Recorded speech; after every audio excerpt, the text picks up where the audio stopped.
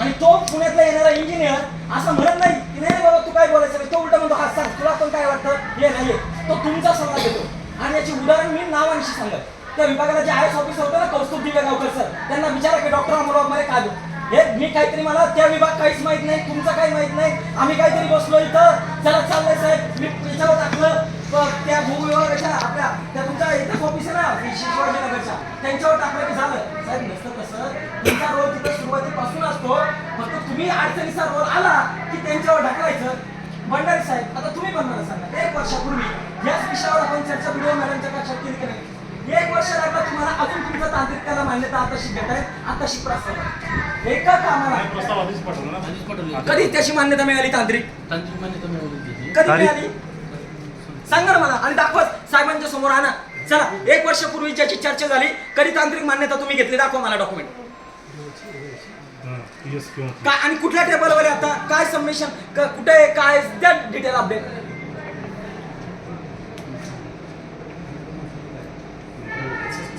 मंत्रालयात कुठल्या टेबलवर आहे, कधी गेले मंत्रालयामध्ये, तांत्रिक सगळं कळू द्या.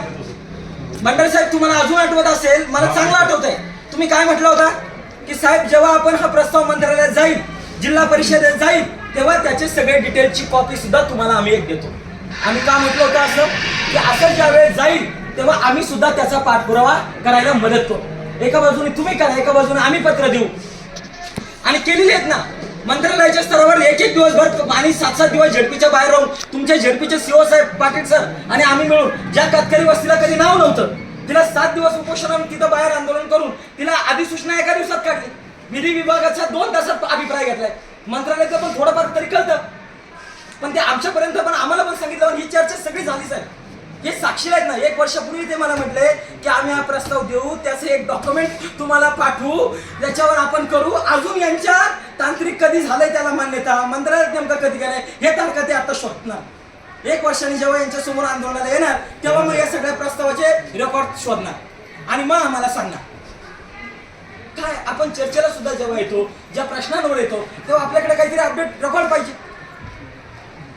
तुम्ही तुमच्या वरिष्ठ अधिकाऱ्यांच्या मिटिंगला जाता, लोकप्रतिनिधींच्या मिटिंगला जाता, आमदार पालकमंत्र्यांच्या जाता, आपण सगळं अपडेट ठेवतो.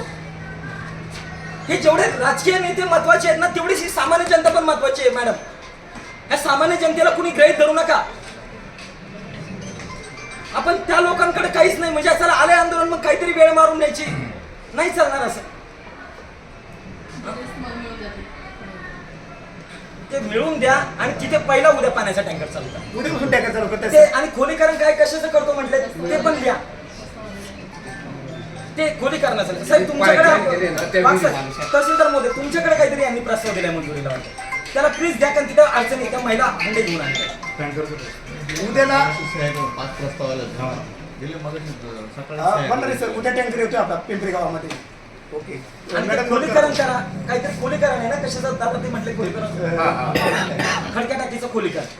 दुसऱ्या कुठल्या गावांचे डॉक्टर साहेब आमच्या गोहे बुद्रुक गावामध्ये ना वैदवाडीवरनं जी लाईन आली, अतिशय बिकट अवस्था झालेली, त्याला सगळे पाईप तोडून टाकले. गोहे बुद्रुकमध्ये किती खर्च झाला असं अंदाज? एक सुद्धा पाईप आहे ना रस्त्याला राहिला नाही. त्या रस्त्याचं काम करताना तुकडे करून टाकलेले. त्या लोकांची पाण्यासाठी वनवन आत्ता पण चालू आहे. जरी टँकर चालू असले तरी आत्ताही ते त्या प्रतीक्षेत आहेत की बाबा ह्या नळाचं पाणी आम्हाला भेटणार आहे. त्यासाठी मोठा संघर्ष केला आहे त्या लोकांनी, आणि त्या योजनेचे ना बिलकुल एक सुद्धा पाईप राहिलं नाही. सगळे या रस्त्याच्या ठेकेदार असेल त्यांनी काम केलं, यांनी जे काम केलं होतं त्यांना काय कसं नियोजन होतं, किती फूट खाली पाईप घातला पाहिजे किंवा काय, वरच्यावरनं पाईपलाईन नेलेली, त्याच्यानंतर त्या रोलर फिरला असेल किंवा काय झालं असेल. तुम्ही बघितले प्रत्यक्ष जाऊन, सगळे पाईप तुटून गेलेले. टाक्यांची व्यवस्था जिथं होती, एक टाकी दिसती फक्त तिथं, बरोबर. ज्यावेळेस आम्ही त्या पदावर होतो त्यावेळेस आम्ही प्रस्ताव सगळे व्यवस्थित दिलेले होते, आणि त्या लोकांची एक प्रकारे दिशाभूल झालेली. शिनोलीला येणारं पाणी ना वैदवाडीवरनं अक्षरशः बिलकुल काहीच नाही राहिलेलं तिथं, आणि याच्या संदर्भात 2-3 वेळा तक्रारी पण केलेली आहे, बातमी पण झालेली आहे, तरी त्याच्यावर बिलकुल लक्ष दिलेलं नाही. मग आता जर इथं तर तो खर्च पाण्यात गेला की किती खर्च झाला आणि काय झाला, आणि तो का जर होणारच नव्हतं तर तुम्ही का केलं नाही, कशासाठी तो खर्च करायचा? पिढ्यानपिढ्या ती लोक अजूनही पाण्यासाठी वनवनच करतात. एवढी बिकट अवस्था आहे साहेब तिथं. आणि हे लोक लक्षच देत नाही. त्यांना फोन केले ठेकेदारांना तर ते काम चालू होणार आहे किंवा मग नंतर होईल, निधीच नाही, हे अशी तशी उत्तर भेटत राहतात ना. म्हणजे तहसीलदारमध्ये आता जिकडं टँकरची गरज आहे प्रत्येक वेळेस आम्ही मागणी करतोय, तुम्ही येताय मनाने कशी कामं करताय, निघून जाताय. गावातले 4 ग्रामस्थ घेतले पाहिजे सर, 4 ग्रामस्थ घेतले पाहिजे, सरपंच घेतलं पाहिजे, कोणी ग्रामपंचायतचे सदस्य घेतले पाहिजे. त्यांना विचारलं पाहिजे तुमच्या गावात हे आम्ही काम चालू करतोय. विचार ऐका ना, नुसतं दाबायचं. अखिल भारतीय किसान सभा ही अशी एक संघटना आहे, ही नुसती आंबेगाव तालुक्यामध्ये नाही सर, आंबेगाव तालुक्यामध्ये नाही, ही पूर्ण राज्यामध्ये आहे. जर कदाचित आम्हाला तीव्र आंदोलन करायला जर लागलं तर त्यावेळेस तुमच्या बसलेल्या खुर्च्या सरकतील. उद्यापासून कामाला ज्याची त्यांनी लागायचं आणि आमच्या आदिवासी भागातला हा जो काय प्रश्न उर्वर जर बाकी राहिले ना ते चालू करा, नाही तर मात्र ऐका ना हा. दादा, हे बघ, एक कसं आहे, हा मुद्दा serious आहे. प्रत्येक वेळेस- हे काय म्हणताय, आम्हाला वाईट काय वाटतं, दिंबे धरणात पाणी किती आहे आता? शिल्लक 40% पाणी आत्ताच्या परिस्थितीत, शिल्लक 40% पाणी आहे. आता तुम्ही अजूनही शेतीला काही पाणी आतापर्यंत जवळजवळ जात होतं, बरोबर आहे ना? चालू आहे आता चालू. अजूनही शेतीला तुम्ही पाणी जात होतं. साधा मुद्दा आहे की ज्यांच्या धरणात जमिनी गेल्या, ज्यांच्यामुळे धरण झालं, त्यांना तुम्ही 3 दिवसांनी पाणी देण्याची भाषा बोलताय, 2 दिवसाआड पाणी देण्याची भाषा बोलताय, नंतर 1 दिवसाचं बोलताय. तुमचे टेक्निकल इश्यू आहेत. तहसीलदार महोदय, ज्या धरणाचं ज्यांच्यासाठी ज्यांनी घरदार उद्ध्वस्त केली, ज्यांच्या जमिनी गेल्या, ज्यांचं पुनर्वसन अजून बाकी आहे, त्या लोकांना तरी आपण रोज पाणी देऊ शकतो. बरं, मी म्हणतो जर धरणात पाणी नसतं, आपण मुद्दा लावला नसता. शेवटी पाणीच नसेल तर तुम्ही तरी कुठून देणार? पण आज योगायोगाने 40%, तुमची परवाची बातमी, 40% पाणी शिल्लक आहे. आणि आता आपण शेवटच्या टप्प्यामध्ये शेतीचं पाणी थांबवतो आणि प्यायला पाण्याने प्राधान्य देतो.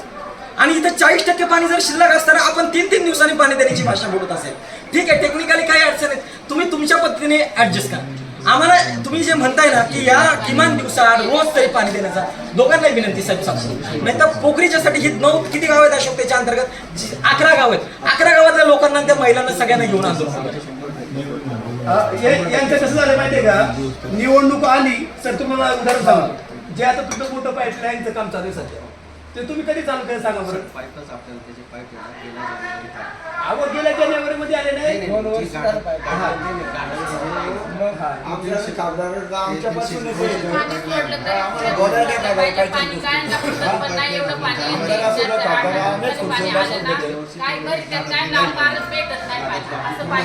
आमच्या पक्षातल्या लोकांची काय वाटते तुम्हाला काय माहिती आहे का? हा, खुर्शीवर बसून नुसतं भाषण करायचं. तुम्ही याच्या सिरियस घ्या, नाही तर फक्त पोखरीच्यासाठी आम्ही 11 गावांना घेऊन करू. आता तुमचं आजच्या मीटिंगचं उत्तर काय की एप्रिल अखेरपर्यंत आम्ही उद्यापासून कसं पाहिजे ना, उद्यापासून त्या गावाला